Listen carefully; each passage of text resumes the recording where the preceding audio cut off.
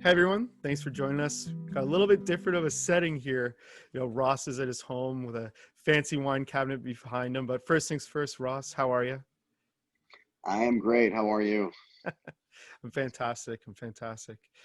We're gonna hop into a few things this video. So just to give people the rundown, we're gonna be going over a little bit more about what behavior changing tech is and kind of Ross's definition. Other than that, we're gonna be talking about important factors of what goes into a successful product. I guess first things first, Ross, anything you want to give people a little update on before we hop into behavior changing tech? I know you guys put up a new investor website. Yeah, we did. We put up we launched, it took a long time, quarter and a half, where we launched a new, really sort of global Starco brands consolidating website. We've got such a variety of different products and categories, and then, you've got sort of the ethos of the company, and then, yeah, you've got this kind of investor section. So it was time to really tie it all together.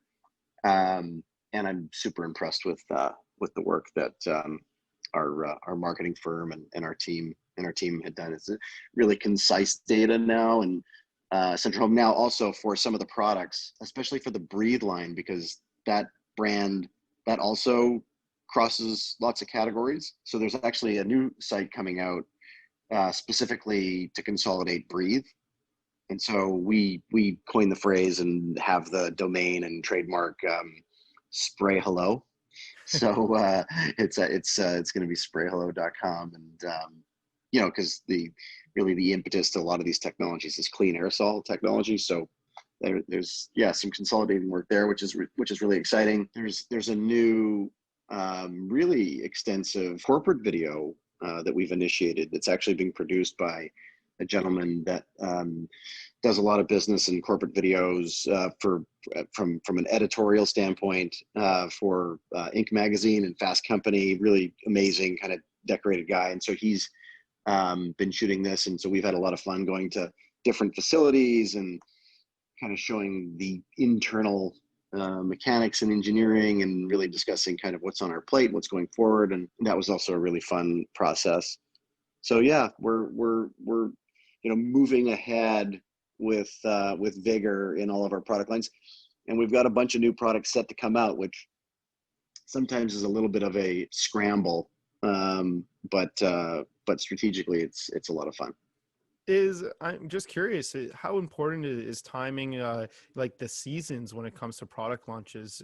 We're going to go into factors creating a successful product, but just curious, do you guys strategically say, oh, like it's better to release products in Q4 or it's better to release products in Q2? Just what goes into that?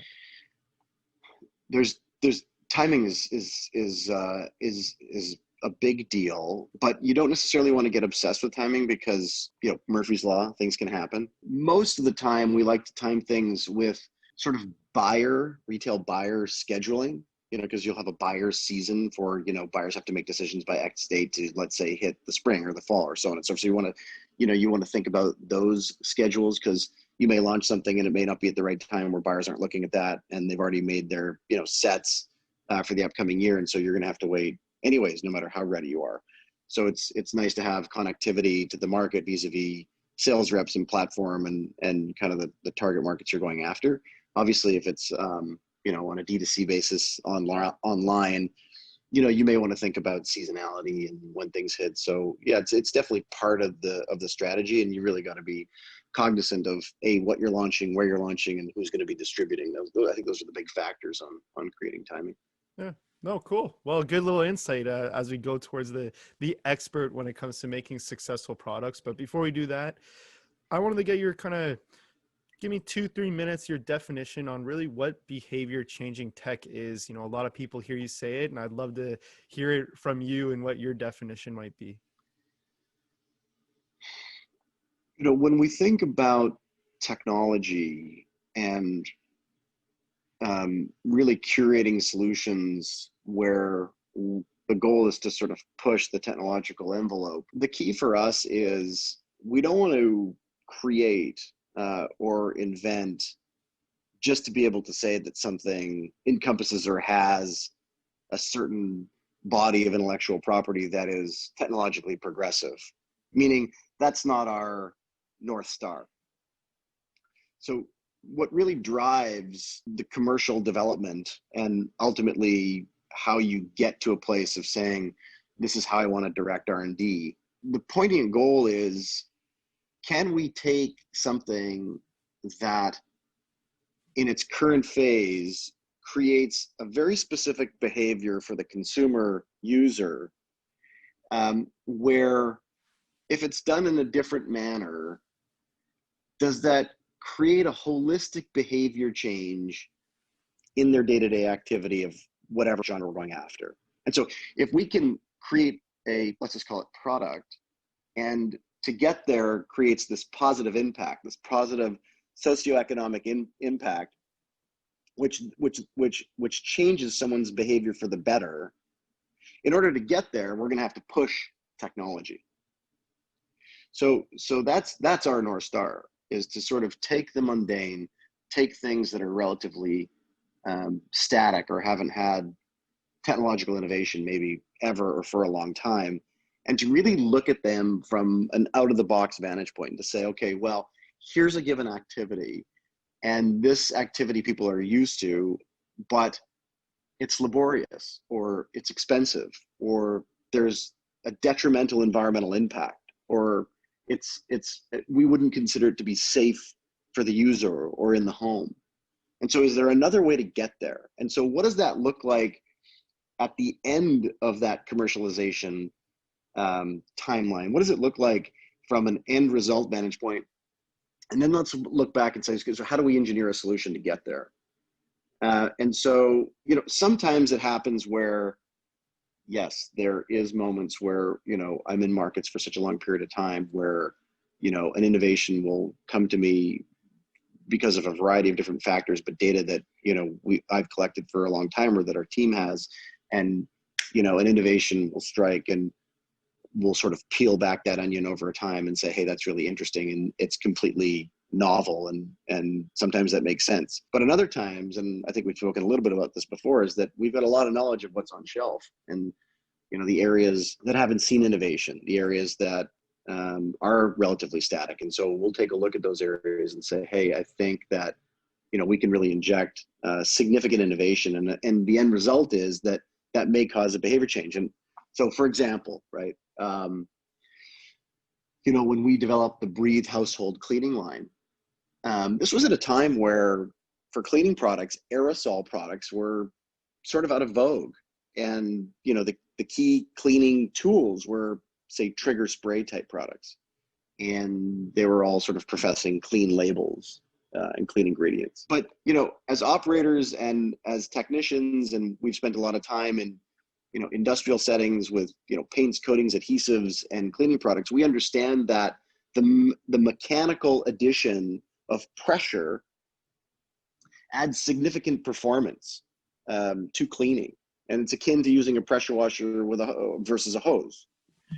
And so we think of aerosol as kind of the same way. And so once the technological innovation was developed, where you could utilize significant pressure that comes out of an aerosol can, but you could do it in a way that not only uses a clean ingredient deck for whatever the juices that you're spraying, but we could now do that as we've sort of changed the infrastructure, where we can propel these products with just compressed air or nitrogen, which is 80% of the air we all breathe.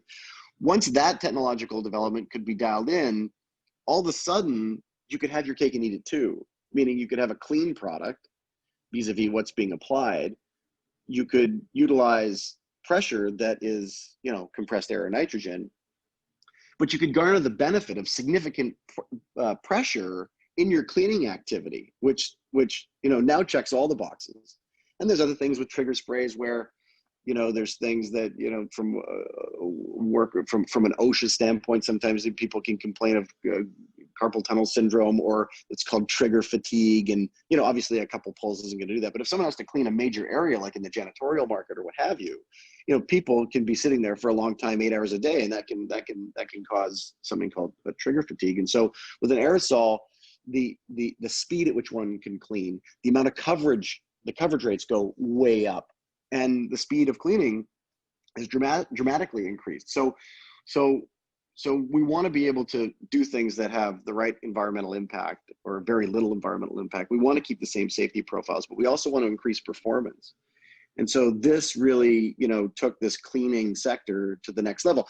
And on top of that, you've got major brands in CPG that have been in that category forever and a day, and innovation had been really, stagnant. So this was a really, interesting area for us to come into. So we wanted to tackle it from performance, efficacy, safety, and really prove that the technology is a better mousetrap, number one. But then on the other side of the product, we have to give just as much or equal attention where, we have to understand what the current climate is, what the current marketplace is, and who the buyer is. And so, typically for those kinds of products, mom is the buyer. And so we really want something that could message all of these attributes in the right way. Today's shopper is really savvy. You voyeuristically walk into a grocery store and so on and so forth and look down the aisles and you'll see mom or dad or whoever is in there. But, everyone's, turning products over and looking at the back, and people are more savvy these days than they once were. And they're not just, being marketed to by forward-facing labels of if something looks this way or that way. So we wanted to be very clear in our communication. And then lastly, from an aesthetic vantage point, from a design vantage point, we want something that really resonates. We want to create something that, we call countertop worthy, not something that is just, used and tucked under, under the sink and in the drawer, something that, fits what's on trend from an aesthetic vantage point that feels clean, fresh, leading edge. So you really, want to think of this as kind of 360. What's it going to take for, the homeowner to really grab onto and hit all this? And with that, you're going to create this behavior change of saying, okay, well, here's a new tool and it resonates with me in so many categories that it's better than what I have. So that was one example. The other example, which I think is such a fun product, is our Winona popcorn spray.